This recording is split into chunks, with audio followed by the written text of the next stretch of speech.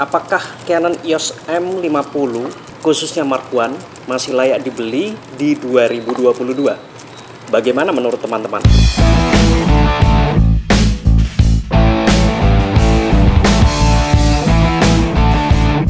Ya, sudah hampir sekitar 2 tahun aku menggunakan Canon EOS M50 dan masih cukup untuk keperluan foto dan videoku hingga saat ini. Ada 2 pertanyaan di awal yang ingin aku tujukan buat kalian semua yang baru akan membeli Canon EOS M50.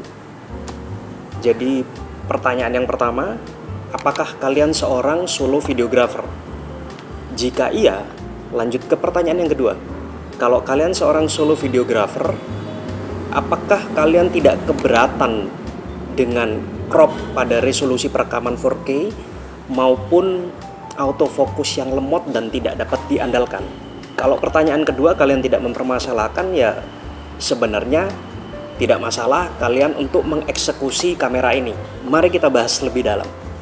Yang pertama, kelebihan dari Canon EOS M50 ini ada pada resolusi Full HD-nya. Kenapa begitu? Karena resolusi Full HD atau 1080p pada kamera ini sudah cukup baik dan cukup detail, bahkan lebih baik daripada resolusi Full HD yang ada di kamera-kamera APS-C Sony. Untuk kalian ketahui, video yang aku rekam sekarang menggunakan Canon M50 dengan resolusi Full HD 1080p. Selanjutnya, Canon M50 dan Canon EOS M yang lain memiliki EIS yang baik, Electronic Image Stabilization. Bedakan dengan OIS, Optical Image Stabilization, dan IBIS, In-Body Image Stabilization. Jadi EIS ini merupakan stabilisasi yang berbasis software dan diproses di dalam kamera. Dan Canon merupakan salah satu brand kamera yang memiliki EIS yang cukup baik. Kalian bisa lihat contoh di sini perbandingan ketika aku menggunakan M50 berjalan tanpa EIS dibandingkan jika menggunakan EIS. Bagaimana menurut kalian? Kelebihan selanjutnya dari Canon M50 ini, user interface-nya mudah digunakan, cocok buat kalian yang solo videographer. Jadi ketika kalian vlogging ataupun merekam, ketika kalian butuh mengubah settingan yang cepat dari shutter speed, mengubah settingan yang cepat, settingan shutter speed, settingan aperture, settingan ISO, kalian tinggal pencet-pencet aja di layar dan itu semua bisa dilakukan dengan mudah. Sehingga kalian lebih menghemat waktu, lebih menghemat tenaga dan tidak terdistraksi masih pencet tombol ini, cari di menu yang mana, mungkin custom button yang mana yang kalian setting.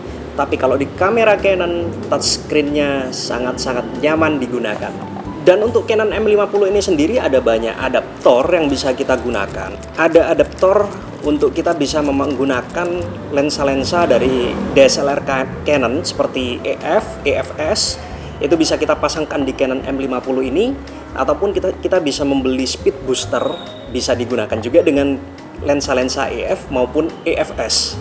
Sehingga kita memiliki pilihan lensa yang banyak dengan adaptor yang kita pasangkan di kamera ini.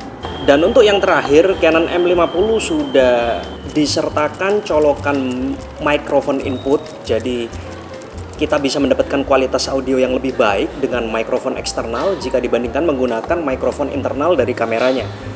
Kita masuk kekurangannya, sudah dibahas di awal tadi.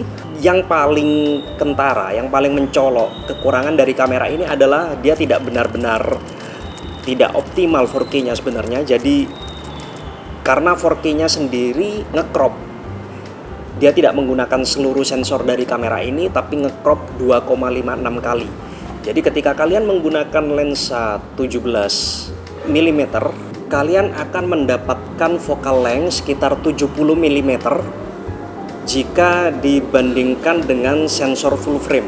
Jadi dengan crop 2,56 kali itu sebenarnya besaran sensornya sendiri bisa dibilang hampir setara dengan sensor-sensor kamera dengan ukuran sensor 1 inch. Jadi ketika cakupan sensornya lebih kecil, otomatis kualitas low light-nya kurang baik, dynamic range-nya juga kurang baik, kemudian detailnya juga kurang. Selain itu buat para penggemar bokeh, ketika kalian merekam dengan resolusi 4K, karena sensornya yang seperti sensor 1 inch itu tadi, kalian tidak bisa mendapatkan background yang lebih blur.